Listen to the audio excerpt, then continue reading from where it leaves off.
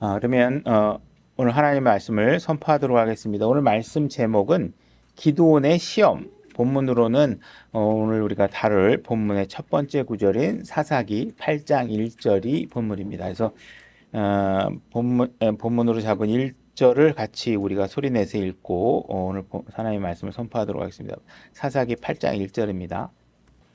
사사기 8장 1절입니다. 다 찾으셨죠? 같이 소리내서 읽겠습니다. 준비 시작. 에브라임 사람들이 그에게 이르되 내가 미디안 족속과 싸우러 갈 때에 우리를 부르지 아니하였으니 어찌하여 우리를 이같이 대우하였느냐 하고 그와 심하게 다툼으로. 우리가 기드온에 관해서 지난번에 이제 말씀을 나눴 부분이 있는데, 기드온은 여러분들이 잘 아시다시피 기드온 하면 뭐 300용사 이런 것들이 금방 떠오르죠. 그래서 기드온이 지금 미디안을 물리치고 이스라엘이 오랫동안 미디안의 그런 어떤 압제 속에서 이렇게 살아가고 있었고, 그들이 막 약탈해가고 억압하고 이런 상황 속에서 누구 하나 나서서 그 상황을 해결하지 못하고 있었을 때 하나님께서 기드온을 사용하셔서 그들을 물리치는 일을 우리가 7장까지 살펴봤어요. 그러면 우리가 이제 이렇게 전투를 하고 승리를 하고 우리를 억압하고 있는 존재들을 물리치고 난 이후에 우리가 생각하기에는 이제 축제의 노래를 부르고 승리의 기쁨을 만끽해야 될 순서에 있지 않나 하는 생각을 우리가 이제 할 수 있게 되는데, 오늘 우리가 그 승리 뒤에 이어지는 8장의 내용을 우리가 이제 살펴볼 텐데, 이상하게도 하나님께서 그런 축복의 어떤 축제의 시간을 만끽하도록 우리에게 그런 시간들을 허락하시는 게 아니라 기드온에게는 아주 또 이게 견뎌내기 어려운 시험의 순간이, 문제의 순간이 닥쳐오고 있는 것을 보게 됩니다. 그래서 우리는 항상 종종 우리가 함께 이겨내야 될 어떤 적들이 있을 때, 그죠? 우리가 같이 공공의 적이 있고, 우리가 그 적을 향해서 같이 어려움을 겪을 때, 우리가 문제들을 해결하기 위해서 힘을 합치고 함께 노력해서 그 승리를 다 만끽한 이후에, 우리는 그 승리의 순간들이 거의 길지 못하고, 마치 말벌 둥지를 건든 것처럼, 갑자기 진짜 많은 다양한 문제들이 쏟아져 들어오면서 승리의 축제를 느낄 겨를도 없이 새로운 문제 속으로 빠져들게 되고 어려운 문제들이 밀려 들어오는 상황을 경험하게 됩니다. 이 세상에서 왜 우리는 이렇게 좀 잘 이기고 나오면 좀 그 승리를 좀 오랫동안 좀 유지하고 이렇게 하고 싶은데 왜 그러느냐? 이 땅에서는 그게 불가능하다는 거예요. 왜? 이 땅은 죄로 가득합니다. 그죠? 구원받은 여러분들도 여전히 죄의 속성을 가지고 있을 뿐더러 세상 자체가 죄의 속성들로 가득 차 있어서 이 죄들이 작동하는 것들에 의해서 우리가 아직 죄에 노출이 되어 있는 상태라 그 죄들이 다가오면 그 죄들을 쉽게 이겨내지 못하고 죄에 유혹당하고 죄에 휩쓸리다 보니까 그것들이 아주 나쁜 방향으로 작동하면서 또 다른 문제들을 일으키는 상황들이 벌어지는 것이죠. 그래서 우리가 때로는 밀물처럼 밀려오는 일들을 해결하고 나면 썰물처럼 문제가 밀려 나가기도 하고, 화창한 날이 있다가도 흐린 날이 오기도 하고, 그래서 우리가 뭔가 이렇게 어떤 일에 정점에 다다랐을 때는 여러분들이 정점에 다다른 기쁨을 충분히 느끼시면 됩니다. 그렇지만 하나님께서 명백하게 우리에게 말씀해주고 있는 것은 뭐냐면 그 시간이 그렇게 길지 않을 거라는 거예요. 여러분들이 그냥 계곡 밑으로 쭉 떨어져서 아주 그냥 저 깊은 낭떠러지로 떨어지고 정말 절망의 순간에 놓여 있을 때는 여러분들에게 하나님께서 하고 싶은 얘기가 있냐면 너무 거기에 오래 머물 준비를 하지 말라는 거예요. 잠시 어려울 때 여러분들이 텐트를 치고 장막을 쳐서 잠시 거기에 몸을 쉬지만 거기에 철골 콘크리트의 건물을 짓고 거기에서 눌러 살 생각을 하지 말라는 거예요. 왜?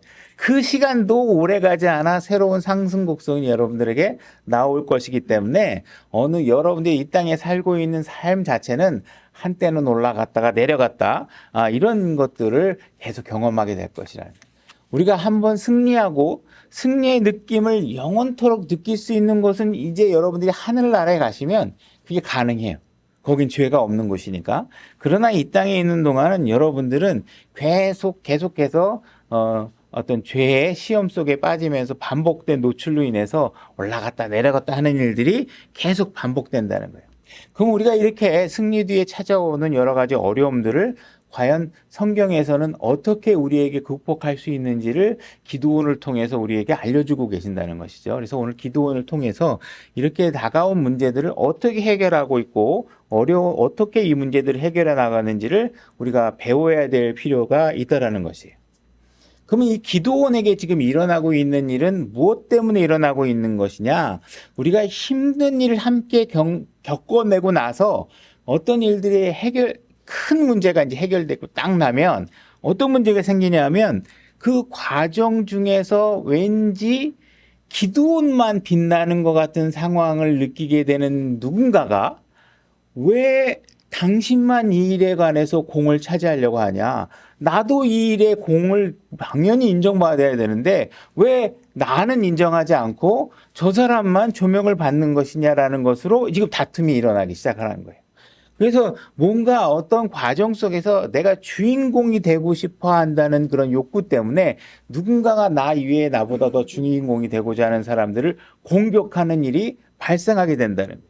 이 문제는 옳고 그름에 관한 문제도 아니고 선악에 관한 문제도 아니고 승패에 관한 문제도 아니고 오로지 내 인생에서 내가 좀 돋보여야 되겠다. 내 인생에서 내가 좀 잘난 맛을 내가 기여한 바가 있는데 난 존중받고 있는 것 같지가 않아. 내가 분명히 한 일이 있는데 나를 안 알아주는 것 같아. 이렇게 지금 불만을 에브라임 지파가 지금 제기하고 있는 것이에요.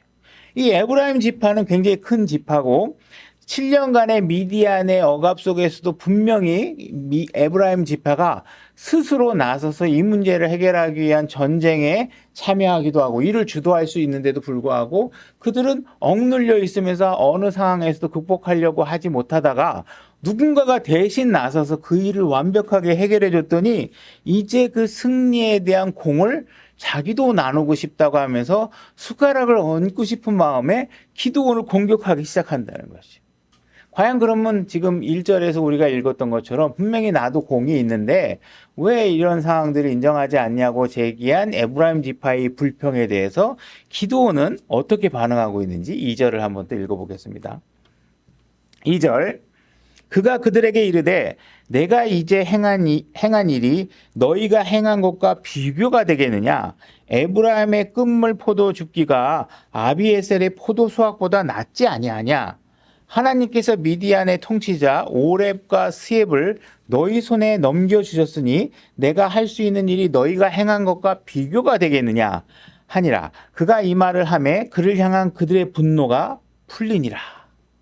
지금 기드온이 취한 자세는 뭐냐 하면 기드온은 지금 300명의 용사를 가지고서 10만이 넘는 미디안 군대를 물리친 사람이에요. 그리고 지금 에브라임 지파는 어떤 일을 했냐면 그 물리치고 나서 마지막에 잔병 그 우두머리 2명이 도망가는 거를 제거하는 일을 에브라임이 했어요. 마지막에. 그러면 실질적으로 누가 진짜 엄청난 일을 했는지는 이 내용을 본 사람은 다 알아요. 그죠? 누가 진짜 어마어마했는지. 근데 에브라임 지파는 딱 2명을 죽였어요. 그럼 객관적인 사실상은 에브라임 지파가 한 일은 사실 명함도 내놓기 어려운 일이지만 이제 기드온은 어떤 얘기를 하고 있냐면 맞다. 너는 정말 대단한 일을 했다. 당신들은. 내가 아무리 잘 싸웠어도 막판에 당신들이 그 2사람마저 해결하지 않았으면 일은 끝나지 않았을 것이다. 보니까 당신이 한 일은 내가 한 일보다 훨씬 더 중요한 일이고 위대한 일을 했다. 이 얘기를 해주고 있는 것이에요. 그죠? 너의 역할이 없었다면 나에게 완전한 승리란 있을 수 없었을 것이다. 뭐 잠시 내가 다 싸웠더라도 그 2명 못 지키는 것 못 죽이면 만약에 그 사람이 가서 뭐 다시 또 어디서 대군을 만들어서 들어오면 내가 뭐 10만이 넘는 사람을 잠시 죽였을지 모르지만 나중에 당신들이 그 일을 해결했으면 오히려 내가 역공을 당할 수도 있고 많은 가능성들이 있을 수 있잖아요. 그 상황에 대해서 자기 공을 숨기고 지금 뭘 하고 있냐면 에브라임 지파를 칭찬해주고 있는 거예요.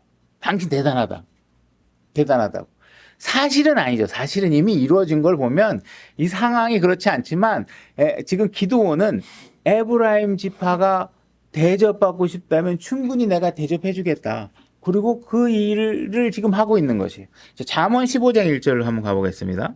자, 제가 읽겠습니다. 부드러운 대답은 진노를 돌이키거니와 가혹한 말들은 분노를 일으키니라. 이렇게 얘기하고 있죠. 그래서 여러분들이 뭔가 부드럽게 이야기를 하게 되면 상대방의 진노를 누그러뜨릴 수 있는 아주 좋은 방법이라고 얘기하고 있는 거예요. 때로는 어떤 사람들은 이야기할 수 있겠죠. 이 팩트를 팩트대로 얘기해야지. 그래, 에브라임 사람한테 굳이 막 그렇게 비굴하게 얘기할 수 해야 될 필요가 있겠느냐라고 주장할 수도 있겠죠. 그러나 우리가 어떤 문제를 해결할 때는 가장 중요한 게 무엇인지, 그리고 작은 일이 무엇인지를 구별할 수 있는 분별력을 여러분들이 가지셔야 된다는 것이죠. 지금 내가 싸워야 될 적이 아직까지 지금 완전히 지금 전쟁이 끝난 상황이 아니고 아직 싸워야 될 적이 있는데, 내가 형제들의 감정을 상하게 해서, 다시 말해서 내가 옳다는 걸 입증하기 위해서, 나의 억울함을 호소하기 위해서 내 형제들의 감정을 상하게 하게 되면 어떤 일이 벌어지냐면 분열이 생기잖아요, 내부에. 그죠? 그러면 지금 중요한 게 뭐냐면 이 힘을 다 끌어모아서 연합시켜서 우리의 공공의 적과 계속 싸우는 일을 해야 되는데, 이제 지금 절박한 상황을 조금 넘어갔다고 그래서 갑자기 거기에 대해서 누군가가 부당한 이야기를 한다고 그래서 그 부당함을 부당하다고 계속 입증하기 위해서 상대방을 기분 나쁘게 하거나 감정을 상하게 하게 되면 이게 더 완전히 일을 망가뜨리는 상황이 될 수 있다는 것이에요. 그죠? 그래서 분명히 에브라임의 태도는 과거에도 잘못됐고 분명히 자기들이 나서서 싸울 수 있었는데 싸우지 않았단 말이에요. 그러니까 과거에도 잘못됐고 지금 이미 이겼으면 공공의 적을 이긴 거에 대해서 같이 기뻐하고 상대방이 수고한 거에 대해서 칭찬해주고 같이 우리가 격려해주고 이렇게 하면 좋은데, 지금 에브라임은 누군가가 나보다 더 주인공이 되는 사실에 대해서 불쾌하게 나면서 튀쳐나오려고 했을 때, 이것들이 만약에 서로가 그런 팩트만을 가지고 서로가 싸우게 된다 그러면 어떻게 돼서 엉망이 되는 상황이 벌어지는 거예요. 그래서 우리가 국가가, 형제 자매가 같은 형제들이 연합하는 일들이 망가지게 되는 거지. 그래서 기드온은 지금 내 자존심을 세우거나 감정을 먼저 앞세워서 이 연합을 깨트리는 일을 하지 않겠다, 이런 각오를 하고 있는 것이죠. 그래서 지금 기드온의 적은 에브라임이 아니다 라는 사실을 명백히 하고 있는 거예요. 기드온의 적은 미디안이다. 이 미디안 족속은 어떤 사람이냐, 하나님을 모르고 우상을 섬기고 바알을 섬기고 우리 민족을 억압하는 적이 바깥에 있는데, 갑자기 형제들 사이에 무언가 내 입장을 호소하고 억울함을 설명하기 위해서 서로 분열이 되거나 싸우게 되면 우리가 진짜 적과 싸우는 일을 망가뜨리게 되는 것이죠. 그래서 지금 하고 있는 일은 뭐예요? 기드온은 내가 진짜 나의 적, 우리의 적과 하기 위해서 내가 형제들과의 싸움을 내가 형제들과 싸움을 앞세우지 않겠다. 그 일로 인해서 그거에 휩싸이는 일을 하지 않겠다. 이런 얘기를 하는 것이죠. 우리가 교회 안에서 생활을 하던 가정에서 생활을 하던 내 남편, 내 아내가 내가 이 가정에 기여한 바, 내가 이 교회에 기여한 바에 대해서 잘 알아주지 못하고 억울한 얘기를 한다고 해서 감정이 상할 때가 많이 있단 말이에요. 그러나 지금 우리가 정확하게 그런 부분들에 관해서 일일이 서로가 그 감정의 소비를 하게 되면 정작 가정을 한 방향으로 이끌어가거나 교회를 한 방향으로 이끌어가는데 엄청난 해가 되기 때문에, 때로는 내 욕심만큼 나를 인정해주지 않는 아내와 남편에 대해서 그 일을 부각시키기보다는 서로 더 장점을 가지고 그 아내가 무엇인가 더 잘한 부분, 내 남편이 소중하게 잘하고 있는 부분들을 서로 부각시켜가면서 우리가 함께 연합할 수 있는 방향을 우리가 생각해 볼 필요가 있다는 것이, 그것이 바로 지금 기드온이 보여주고 있는 자세라는 거예요. 그리고 지금 기드온이 또 하나 잘하고 있는 부분들이 뭐냐 하면 적으로부터의 눈길을 떼지 않고 있다는 거예요. 지금 기드온의 관심과 눈길은 정확하게 적에게 가 있다는 거예요. 미디안에게. 내부에 가 있지 않다라는 거예요. 지금 내부에서 일어나는 일들을 어떻게 하면 잘 마무리해서 적과 싸우는 동력으로 만들 것인지, 적을 쌓았는데 그들이 나에게 도움을 주는 사람으로 만들 것인지에 대해서 관심을 갖고 있다라는 것이죠. 그래서 우리가 항상 적을 향해서 관심을 갖고 있다라는 사실들을 적에 대한 시선을 놓치지 않도록 해야 되는데 기드온이 그 일을 지금 굉장히 잘하고 있다. 이렇게 얘기할 수 있는 것입니다.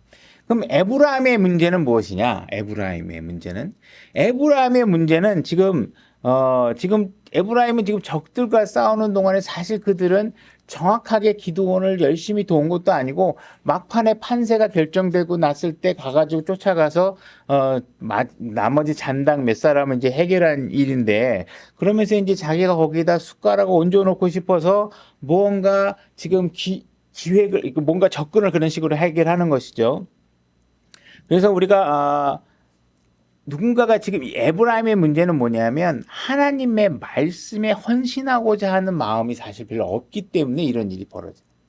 여러분들 교회 안에서도 뭔가 이렇게 여러분들이 맡은 일에 관해서 헌신하고 집중하다 보면요. 옆에 있는 사람이 뭘 하는지에 대해서 별로 관심을 가질 수 없게 돼요. 갑자기 유튜브 영상 하나 봤던 게 생각이 나는데 어떤 사람이 교회에 와가지고 앉아 있는데 가서 예배를 하루 드리다가 이제 목사님한테 난 다음 주부터 교회 안 나올 겁니다. 이렇게 얘기를 하는 거예요. 그래서 왜 그러냐 하니까 보니까 옆에 있는 사람은요 잠자고 있고 옆에 있는 사람은 다른 책 보고 앉아 있고 옆에 있는 사람은 계속 천장만 쳐다보고 있고 옆에 있는 사람은 졸고 있고 이러니 내가 이런 교회에 못 나오겠다. 가겠다 그러더래요. 그래서 그 목사님이 뭐라고 했냐면 그러면 한 가지만 부탁했는데 좀 들어달라고. 그래서 다음에 예배 오면 내가 물을 하나 줄 테니까 요 물을 한 번도 떨어뜨리지 말고 여기 교회 한 바퀴, 교회 예배당 한 바퀴 이렇게 돌고 뭐 하라 뭐 이런 식인 것 같아요. 그러니까 이 사람이 그것만 하면 내가 교회 나가는 거에 대해서 별 이의 제기 안 하겠다 이렇게 얘기를 했던 거예요. 그러니까 이 사람이 이 물을 안 흘리기 위해서 막 집중을 하면서 딱 돌았어요. 다 돌고 나서 목사님 이제 하나도 안 흔들렸어요. 안 흘렸어요. 저 이제 교회 가겠습니다. 이렇게 나가겠습니다. 이렇게 얘기하니까 그 목사가 그러면 또 돌면서 주변에 있는 성도들이 자는지 하늘을 쳐다보고 있는지 뭐 하는 거 봤냐고 물어보니까 그거 하나도 못 봤다고 얘기하는 거예요. 그거 안 흘리려고 집중하고 다니니까. 그죠? 그러니까 교회 안에서도 뭔가 자기 일에 집중하고 있고 그 일을 하게 되는 일이 얼마나 힘든 일인가를 몸소 실천하게 되면 사실 옆에 있는 사람들이 하고 있는 행동들이 별로 눈에 들어오지 않는다는 거예요. 별로 중요하게 생각되지 않는다는 거예요.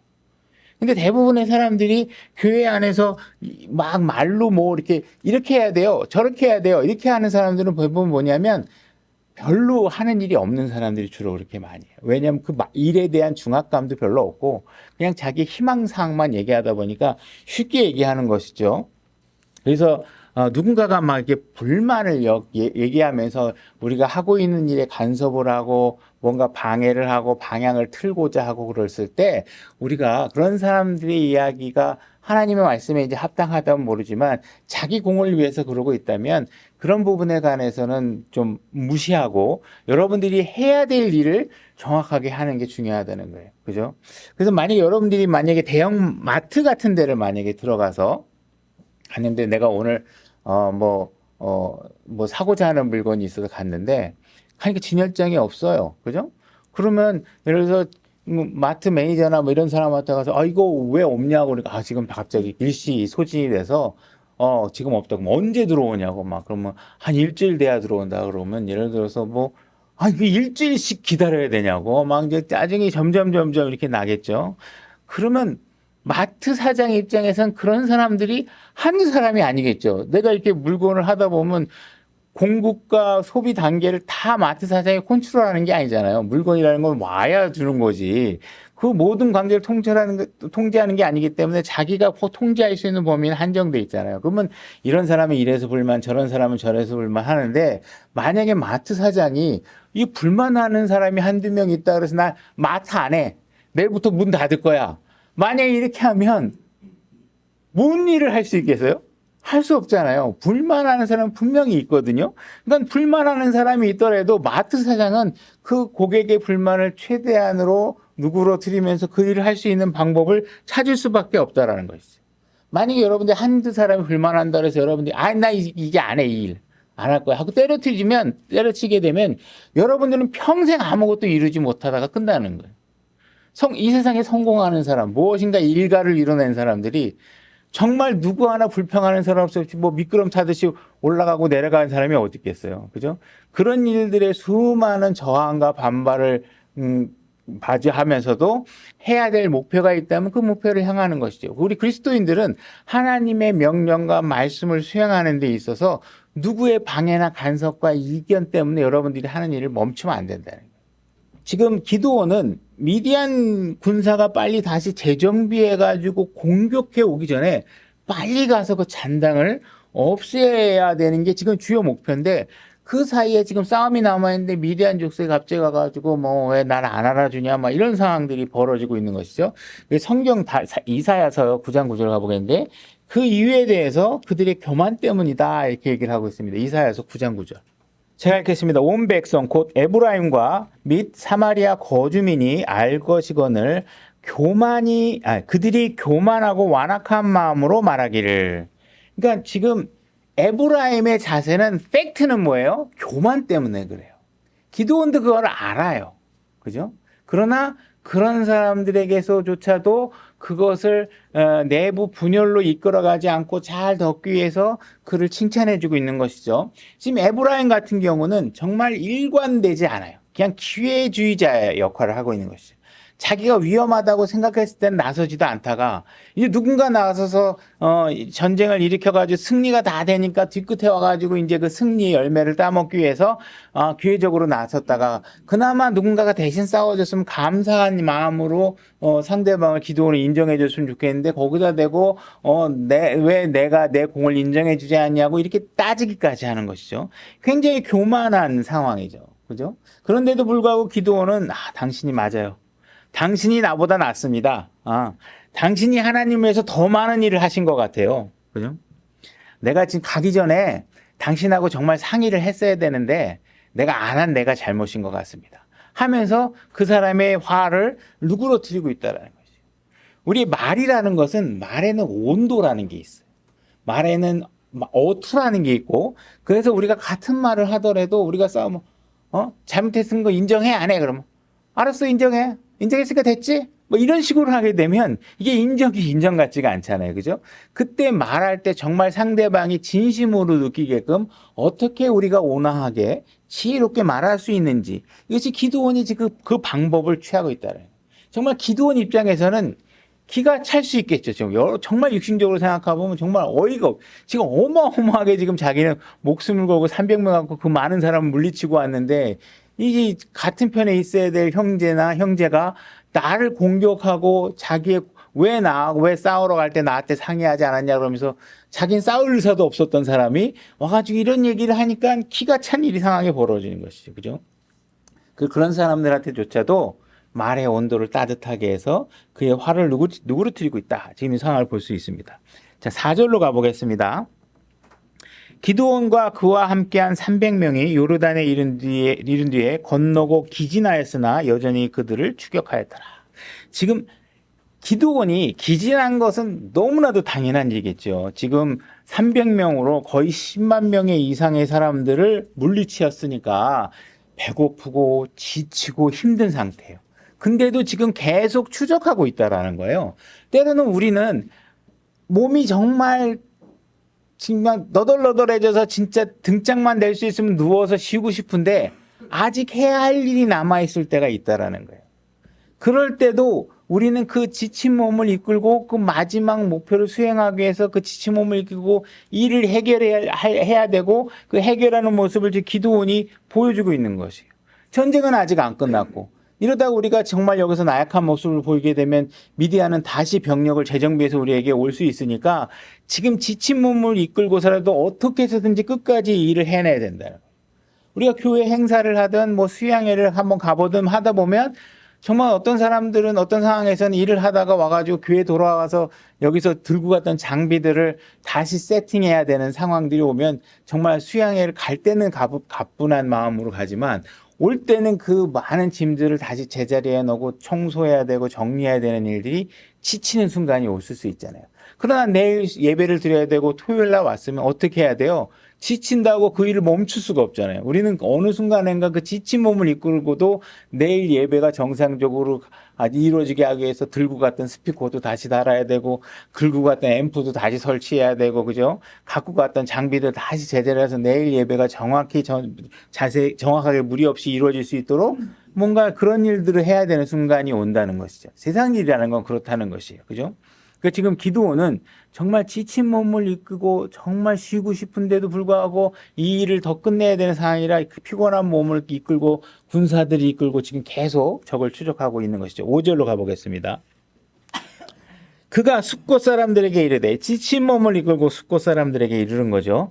나를 따르는 백성들이 기진하였으니 청하건대 그들에게 빵 몇 개를 주라.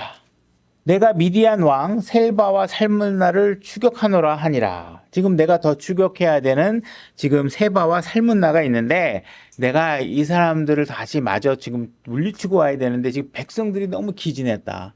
내가 이 숫곳을 추격 루트로 지나가고 있는데 제발 우리에게 좀 먹을 거를 좀 줘 달라, 이렇게 요구를 했어요.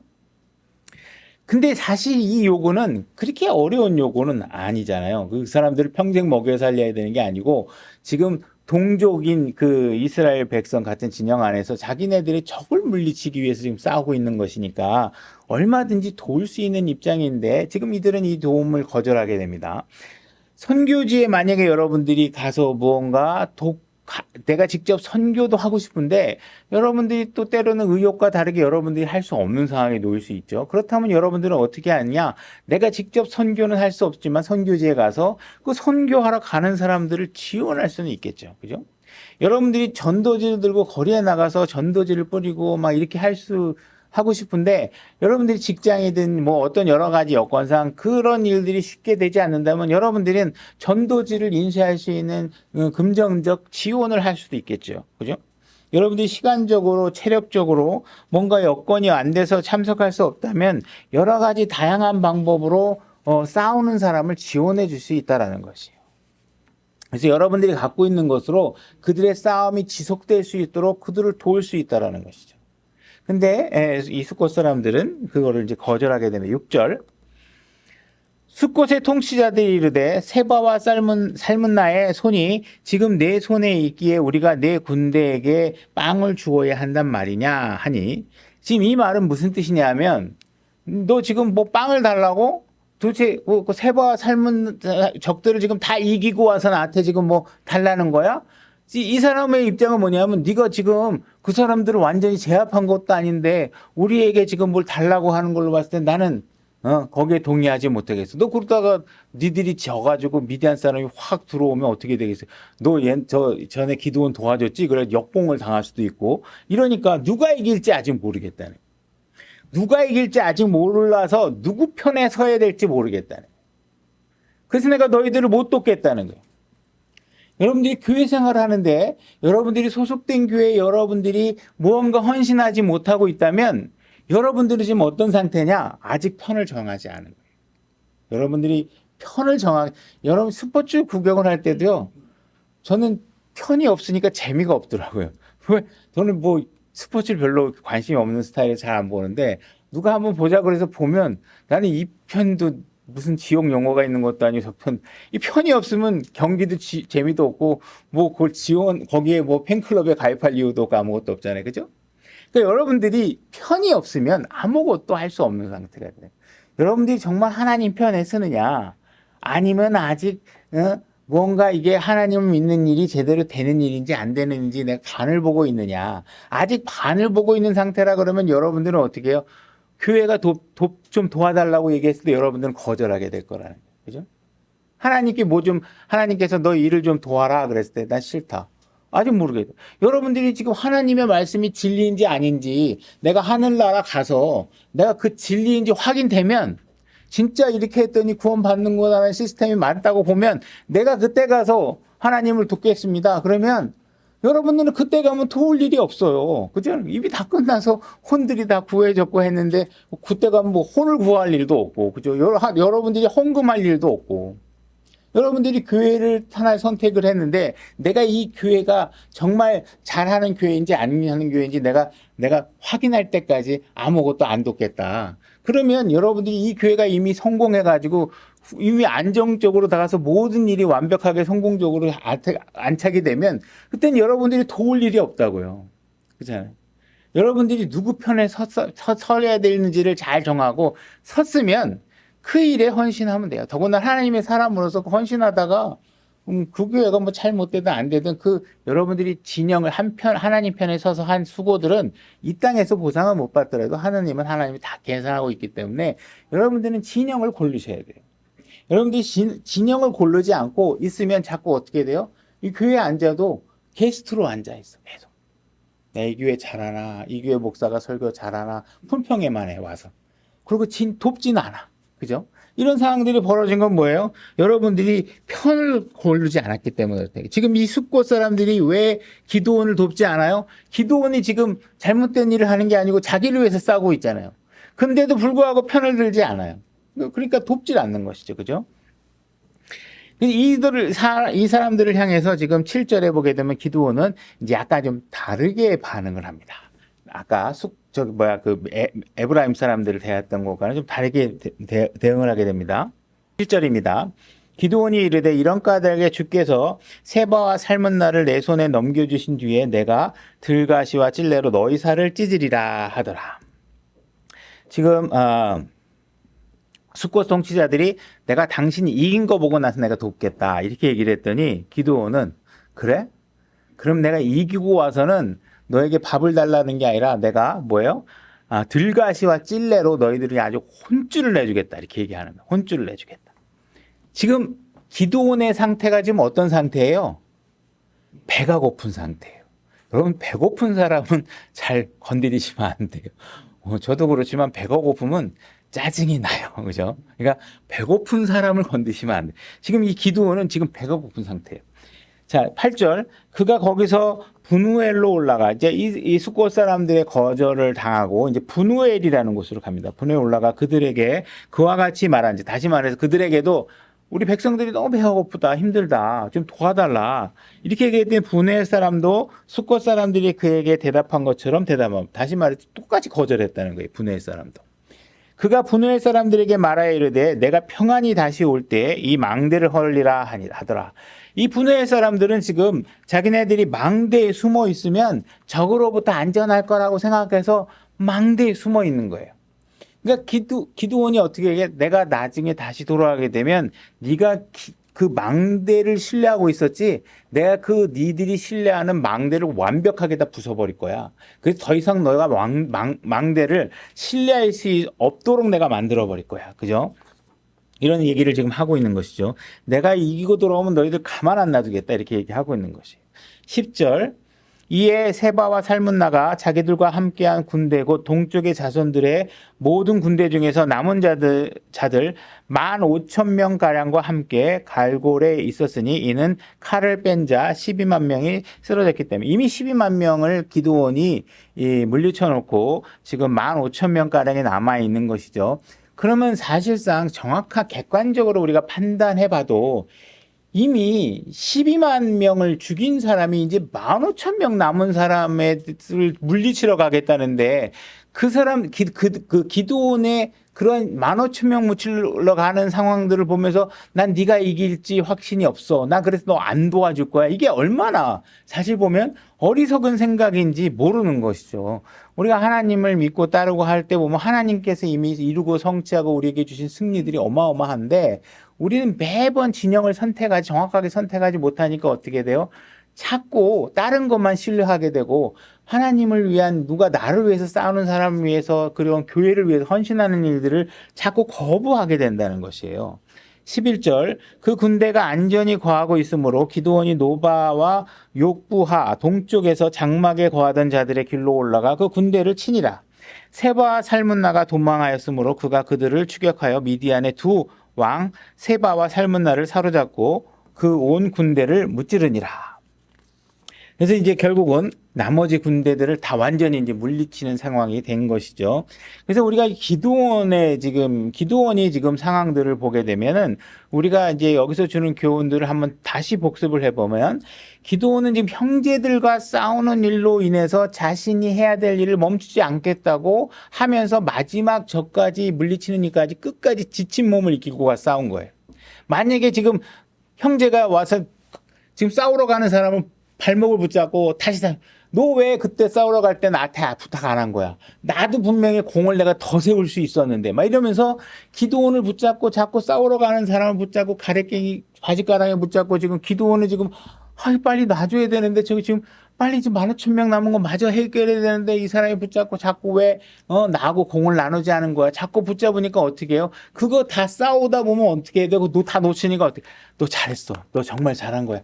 너 정말 중요한 사람이었어. 이렇게 얘기해서라도 그 일을 싸우는 게 더 중요하다. 그죠? 그러니까 지금 누군가 형제들 간에 싸우는 일을 가지고서 자기가 해야 될 일, 하나님께서 주신 명령들을 완수하는데 지체하지 않겠다. 내가 그 일을 해 나가는 것이 더 중요하다. 이렇게 얘기하는 것들이죠. 그죠? 여러분들이 교회에 오면 누군가가 여러분들을 불쾌하게 만들 수 있어요. 여러분들이 오면 혹시 제가 여러분들을 불쾌하게 만들 수도 있어요. 아니면 여러분들이 뭔가 저를 불쾌하게 만들 수도 있고 다른 사람을 불쾌하게 만들 수도 있고 우리는 서로가 불쾌하게 하는 일들을 주고받고 살게 되어 있어요. 왜냐하면 서로가 갖고 있는 삶의 기준들이 다 달라서 여러분들은 잘한다고 했는데 저도 좋은 의도로 했는데 뭔가 우리는 아직 이 죄들이 속성들이 있는 이 땅에서 우리가 살고 있는 한 여러분들이 알게 모르게 다른 사람이 나를 불쾌하게 할 뿐만 아니라 나도 다른 사람을 불쾌하게 하고 있는 일들이 벌어진다는 거예요. 그리고 특히 지금 이 기드온이 화를 낸 장면을 보게 되면 우리가 성경적으로 우리가 말할 수 있는 근거가 하나 생겼는데 뭐냐 하면 배고픈 사람은 잘못 건드리면 안 된다. 그죠? 배고플 때는 지치고 배고픈 사람은 우리가 냉정하게 말하면 안 돼. 그죠? 더 화를 내서 정말 그 화가 자기에게 다시 돌아올 수 있는 상황이 될 수도 있다는 것이에요. 여러분들이 분명히 아셔야 될 것은 이 세상을 살다 보면 상처 없이 살 수가 없어요. 상처 없이 어떻게 살아요? 그죠?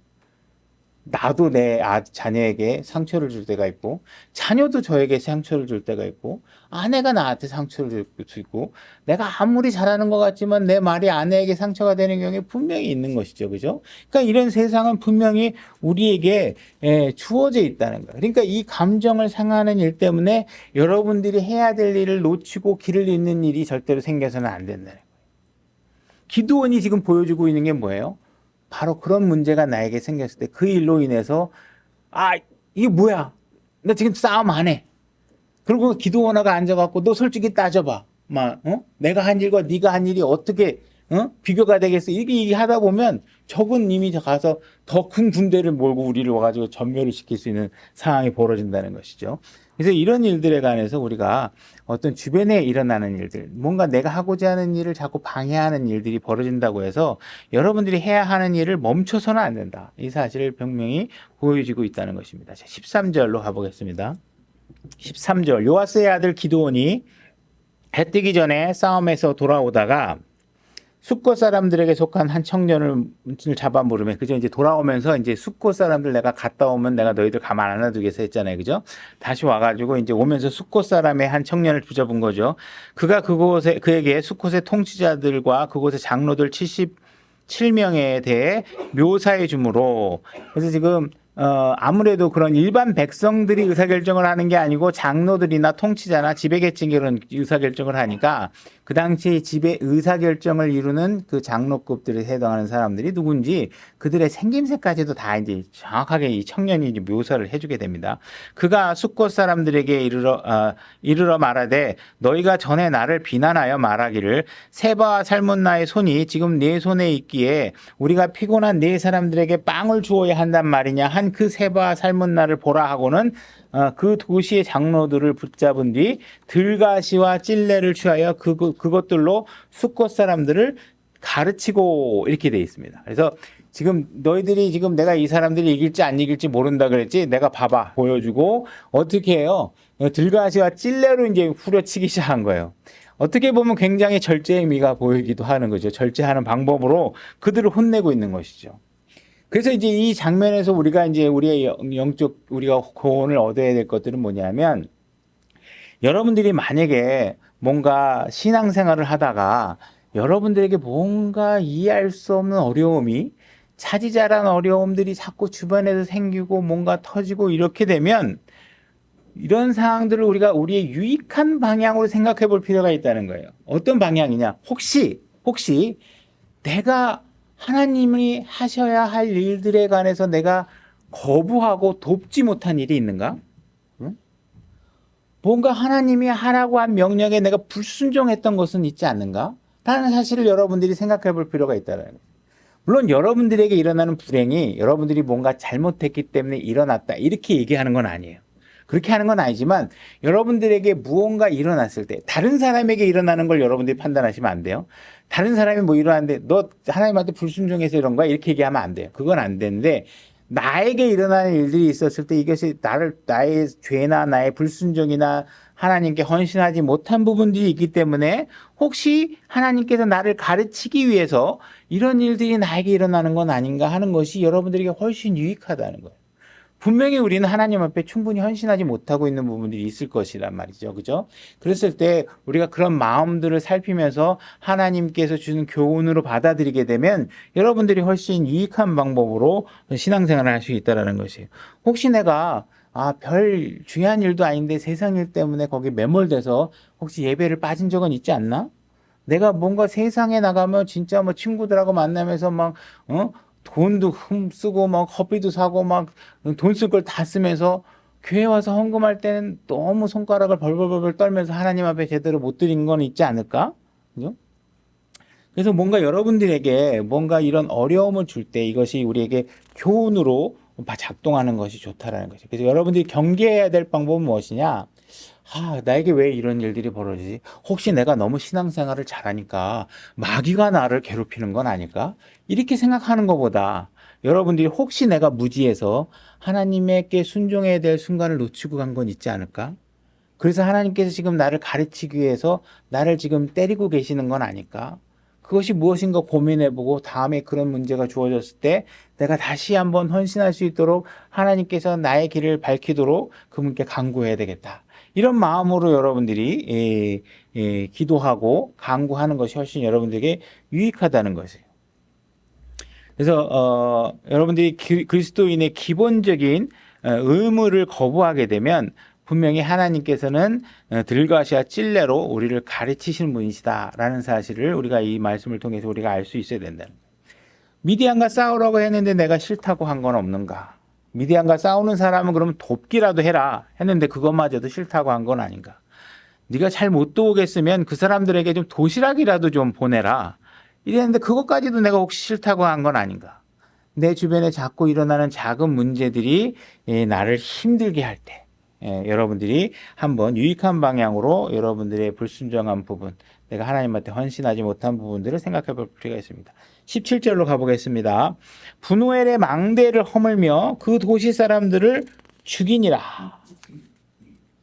이 분우엘 사람들은 하나님의 말씀을 믿고 지키는 것보다 자신의 망대가 나를 더 잘 지켜줄 것이다. 그걸 더 하나님 말씀을 신뢰하는 것보다 망대를 신뢰하는 게 더 낫겠다. 이렇게 생각했던 사람들이죠. 여러분들은 좋은 직장을 가지고 있고 여러분들은 수입도 넉넉하고 건강도 좋은 건강을 가지고 있습니다.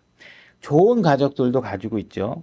근데 여러분들이 만약에 이러한 상황들이 이런 부분들이 점점 망가져가고 있고 무너져가고 있다면 혹시나 내가 하나님 말씀에 순종하지 못한 부분이 있어서 하나님께 나를 가르치고 계시는 건 아닐까? 이런 생각들을 여러분들이 해보실 필요가 있다는 것이에요.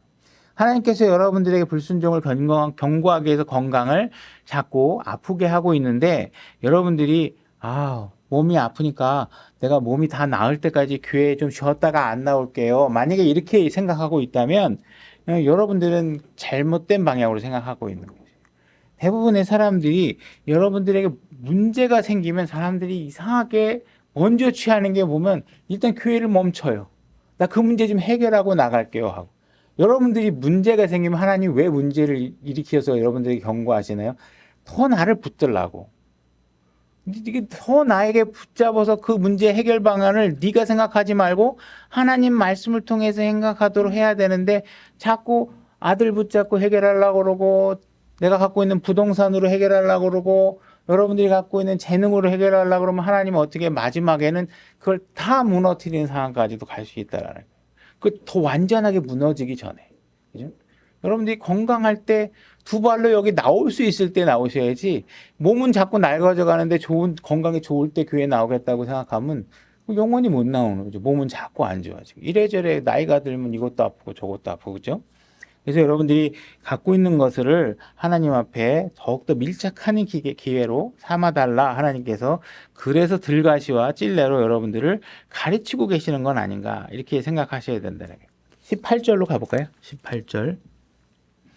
그때 그가 세바와 살문나에게 이르되 너희가 다볼에서 죽인 자들은 어떠한 사람들이냐 하니 그들이 말씀하되 그들이 너와 같아서 각 사람이 왕의 아들을 닮았느니라 하매 그가 이르되 그들은 내 형제들 곧 내 어머니 아들들이냐 주께서 살아계심을 두고 맹세하노니 너희가 만일 그들을 살려두었더라면 나도 너희를 죽이지 아니하였으리라 하고. 지금 이 기드온은 자라는 시절에 어떤 경험을 했냐면 자기 형제들이 죽는 경험을 한 거예요. 그죠? 지금 사람들마다 각각의 가정에 불우한 환경들, 불우한 점들이 여러 가지 다양하게 있어요. 저도 이렇게 나이가 60 가까이 살다 보니까 그냥 우리가 생각하는 평범하다고 하는 게 얼마나 어려운 일인지를 진짜 항상 새삼 생각하게 돼요. 정말 가정에는 여러 가지, 오히려 단순하게 부부가 아무 문제 없이 자녀 2명 갖고 평온하게 사는 게 가장 심플하고 단순한데 그게 아니고 다 물어보면 아이가 형제들이 죽은 적도 있고 뭐 아버지가 먼저 돌아가시고 어머니가 먼저 돌아가시기도 하고 무슨 일이 벌어지고 어떤 일, 정말 가정에 여러 가지 불우한 문제들을 경험하고 사는 사람들이 많이 있다라는 것이죠. 때로는 부모가 폭력적이어서 부모에게 폭력적인 그런 어떤 고통을 겪으면서 자라온 사람들도 있다라는 거죠. 지금 기드온이 보여주는 거는 기드온은 지금 자기 형제들이 죽는 이런 경험을 적들에게 죽는 경험을 했지만 사람들은 이런 문제가 보통 벌어지면 저희 집에는요 너무 슬픈 일이 벌어졌어요. 제가 이 슬픔을 달랜 뒤에 내가 하나님을 섬기겠어요. 지금 하나님 생각할 겨를이 없어요. 그리고 교회를 떠나는 사람들이 제가 경험으로만 봐도 수두룩해요. 근데 지금 기드온은 뭐냐? 내 적은 하나님이 아니다. 나에게 이런 불행을 안겨준 것은 마귀다. 내 가족이 지금 죽게 된 것은 세상의 통치자 때문이다. 내가 이 일로 하나님을 등지는 일을 해서는 안 된다. 이 사실을 명백하게 선언하고 그 일로 인해서 하나님을 등지지 않고 하나님을 향해서 헌신하는 삶을 살았다는 것이에요. 여러분들에게 부딪혀오는 여러 가지 어려운 난제들의 문제들을 자꾸 하나님을 등지는 기회로 삼지 말고 그 일이 하나님 때문이 아니다. 그 일은 세상의 통치자와 마귀 때문이고 오히려 그 문제들을 나를 위로하시고 나를 그 문제로부터 승리하게 하실 분은 하나님이라는 명백한 명제들을 잘 이해하셔야 된다는 거예요. 여러분들이 그런 어떤 비극들로 인해서 하나님을 섬기고 하나님께 헌신하는 일을 절대로 멈춰서는 안 된다. 때로는 여러분들의 가족 중에 구원받지 못한 사람이 있어서 하나님 앞에 기도하고 매달리고 했는데도 내 가족이 구원을 못 받아. 에이, 나 이런 무슨 하나님이 있어? 나 하나님 안 믿을 거야. 이러지 말고 여러분을 위해서 십자가에서 자기의 아들을 죽게 하신 하나님의 헌신과 희생을 잘 기억해보고 절대로 여러분들의 주변에게 일어나는 일들로 인해서 하나님을 섬기는 일을 절대로 멈춰서는 안 된다. 그래서 우리가 만약에 우리 교회 여러분들도 마찬가지고 저도 마찬가지고 우리가 교회 생활을 하다 보면 때로는 우리가 이전에 경험해보지 못한 또 다른 더 큰 문제들로 우리들 가슴 아프게 하는 일들이 일어날 수도 있다는 것이에요. 그렇다면 우리는 눈물이 나고 슬프고 아프고 힘들지만 우리는 하나님을 섬기는 일을 멈춰서는 안 된다는 거예요. 그런 일들로. 20절로 가보겠습니다. 자기 맏아들 예델에게 이르되 일어나 그들을 죽이라 하였으나 그 소년이 칼을 빼지 못하였으니 그가 아직 어려서 두려워하였더라. 이에 세바와 살문나가 이르되 내가 일어나 우리를 덮치라. 그들이 세바와 살문나를 죽여서 데려온 건 아닌데 참. 그들을 데리고 잡아갖고 온 거죠. 그냥 잡아갖고 온 거죠. 덮치라 그 사람이 어떠한 것 같이 그의 힘도 그러하니라 하니 기드온이 일어나 세바와 살문나를 죽이고 그들의 낙타 목에 있던 장식을 취하니라. 지금 세바와 살문나를 데리고 오고 지금 아들에게 칼을 줘서 이 사람들을 죽여라 그랬더니 어떻게 했어요? 아들이 못하겠다고 얘기하고. 기드온은 지금 하나님의 일에 하나님이 물리치라고 하는 적을 함께 참여해서 죽일 수 있는 기회를 지금 아들에게 부여했는데 아들은 지금 그 일에 합류하고 싶지 않다라는 거예요. 지금 아버지만큼 적을 물리치고 이겨야 되겠다는 승리의 갈망이 별로 없는 거예요.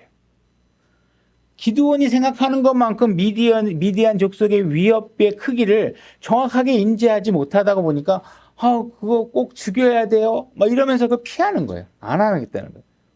근데 지금 기드온은 자기 아들이 지금 내가 하고 있는 일에 동참하지 않겠다고 해서 세바와 살문나를 살려줄 수가 없다라는 거예요. 하나님께서 죽이라고 한 그들을 죽인 거예요. 그다음 기드온은 지금 내 아들이 내가 하는 일에 동참하지 않는 한이 있더라도 내가 아버지를 섬기고 아버지께서 나에게 주신 명령을 완수하는 일에 절대로 멈춤이 없을 것이다. 이 얘기를 하고 있는 것이에요. 그래서 지금 기드온은 지금 많은 어려움을 겪고 있는 거예요.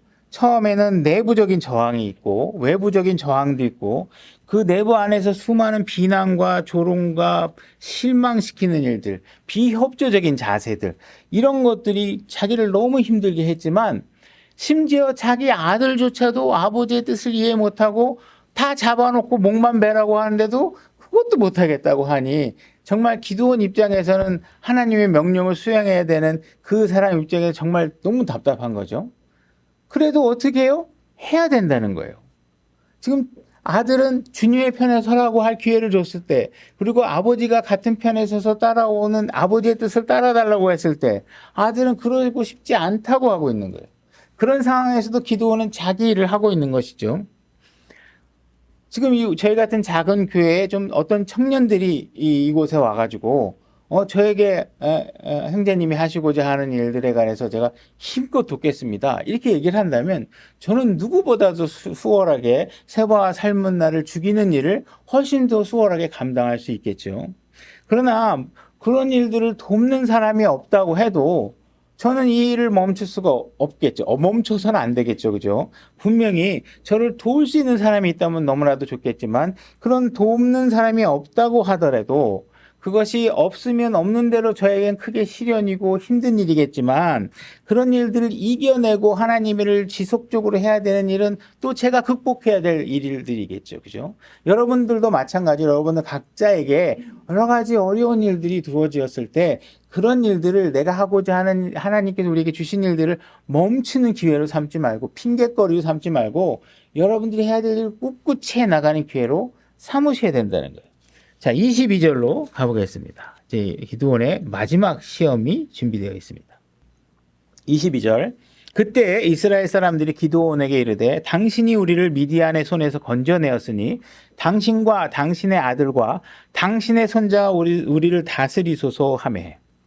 자, 마지막 지금 기드온이 통과해야 될 시험이 있는데 이것이 뭐냐면 아부와 아첨이에요. 지금 기드온이 싸우자고 했을 때 비협조적이고 왜 나하고 상의 안 했냐고 그러고 좀 밥 좀 달라고 빵 좀 줬지 너무 지쳐서 그러니까 지금 끼니 허기를 달랠 수 있는 빵 좀 달라고 그랬더니 주지도 않았던 사람들이 이제 좀 승리 좀 했다고 막 기드온을 그냥 막 치 높이고 있는 거예요. 막 높이고 있는 거예요. 당신만한 사람이 없다. 그러니 기드온 입장에서는 이게 얼마나 매혹적으로 느끼겠어요. 너희들이 드디어 나를 알아봤구나. 드디어 너희가 나에게 승복했구나 하고 얼마나 마음에 우리가 육신적으로 성취감이 들고 승리감이 찾아오겠어요. 그죠? 그리고 지금 이들이 하는 말을 보세요. 당신이 우리를 미디안의 손에서 건져냈나이다 이렇게 얘기하고 있어요. 근데 과연 이 말이 진리일까요? 기드온은 지금 하나님께서 미디안과 싸우라 그랬더니 확신이 안 선다고 제발 4번씩이나 하나님께서 증표를 표적과 이적을 달라고 그러면서 하나님께 그 뜻을 물었던 사람이에요. 그리고 하나님께서 네가 싸워서 이기는 게 아니라 내가 너와 함께 하기 때문에 네가 이기는 거라고 얘기해 준 거예요. 근데 사람들은 하나님을 쏙 빼고 당신이 대단해서 이것을 이겼다고 그 사람을 치켜 세우는 것이에요. 그죠? 이게 가장 위험한 시험의 단계에 해당한다. 오히려 비난하고 그 사람을 힘들게 하고 이런 그런 시험보다도 더 어려운 게 뭐냐? 그 사람을 높이는 거예요. 누군가가 막 그 사람을 떠받들여 주면 거기에 더 위험한 상황이 놓여 있다는 것이죠. 그죠? 어느 때보다도 위험하다는 거예요. 나를 괴롭히는 방법으로 하나님을 어기게 하는 것보다 나를 칭찬하는 방법으로 내가 하나님에게 불순종하고 하나님을 어기게 하는 것이 훨씬 더 위험하고 효과가 더 높은 상황이 된다는 것이죠. 23절 기드온이 그들에게 이르되 내가 너희를 다스리지 아니하겠고 내 아들도 너희를 다스리지 아니할 것이요 주께서 너희를 다스리라 하니라. 지금 이 23절까지만 보면 진짜 기드온은 확실하게 모든 시험을 완벽하게 통과한 사람이에요. 기드온은 정말 최고의 승리를 우리가 이제 지난번에 했지만 이 기드온의 이제 아들들이 또 이제 여러 가지 시험을 통과하지 못해서 여러 가지 문제가 생기지만 기드온은 지금 23절까지만 보면 완벽하게 하나님의 시험을 다 통과한 사람에 해당되는 것이죠. 지금 마귀는 한 번 해서 속여보고 속지 않으면 또 다른 방법을 동원하고 그 방법으로도 안 되면 또 다른 방법으로 속이면서 우리에게 끊임없이 시험과 우리가 하나님의 말씀으로부터 멀어질 수 있는 기회들을 만들기 위해서 끊임없이 노력한다는 것이에요. 거기에 가장 사용되는 방법들이 뭐예요? 여러분들이 자꾸 나는 내가 실질적으로 이 교회에 공헌한 것보다 평가받지 못하고 있는 것 같아. 난 내가 존중받아야 될 만큼 사람들이 나를 존중하지 않는 것 같아. 그죠? 나를 좀 지원해 줬으면 좋겠는데 내가 너무 힘든데 뭔가 이 사람들이 나를 좀 도와줬으면 좋겠는데 하나도 도와주지 않는 것 같아. 여러분들이 이런 상황에서 그런 일들이 벌어졌을 때 여러분들이 나 못하겠어. 사람들이 하나도 안 도와주네. 나 이제 때려쳐야 되겠어. 이런 결정을 하지 말라고 기드온의 교훈을 우리에게 알려주고 있다. 여러분들이 전쟁을 승리하고 난 뒤에 오히려 진짜 힘들 때는 힘든 거 하나로 여러분들이 뭔가 같이 합심을 해서 모든 문제들 이겨나가다가 조금만 승리에 도취하게 되면 그다음부터는 이제 서로 공을 차지하기 위해서 이런 일들이 벌어진다는 거예요. 그래서 여러분들이 오늘의 교훈들을 통해서 여러분들이 뭔가 여러분의 기대 이상의 어떤 인정을 받지 못한다고 해서 하던 일을 멈춰서도 안 되고 특히 여러분들이 지쳤다고 해서 힘들다고 해서 하던 일을 멈춰서도 안 되고 여러분들이 뭔가 배가 고픈데 도와주지 않고 자금이 지원되지 않는다고 해서 여러분들이 하던 일들을 멈춰서는 안 된다. 여러분들의 가족이 여러분들을 힘들게 한다고 해도 그 일은 멈춰서는 안 돼요. 마지막에 가장 큰 위험은 아첨하고 역시 안영재님 같은 분이 계시니까 이 교회가 이렇게 잘 되죠. 막 이러면서 아첨을 하거나 얘기했을 때 그런 일에 그죠? 그러면서 그걸 끄덕거리고 나의 공으로 돌리려고 한다면 그건 이제 막판에 가서 다 이겨놓은 게임을 다 지게 만들어 허물어뜨리는 방법이 되겠죠. 그래서 여러분 누군가가 아첨한다고 그 얘기를 더 듣고 싶어서 하던 일을 멈추고 거기에 매달리지 말라는 것입니다. 그래서 오늘 교훈들이 여러분들의 신앙생활에 큰 도움이 됐으면 좋겠습니다. 오늘 말씀 여기까지 하겠습니다.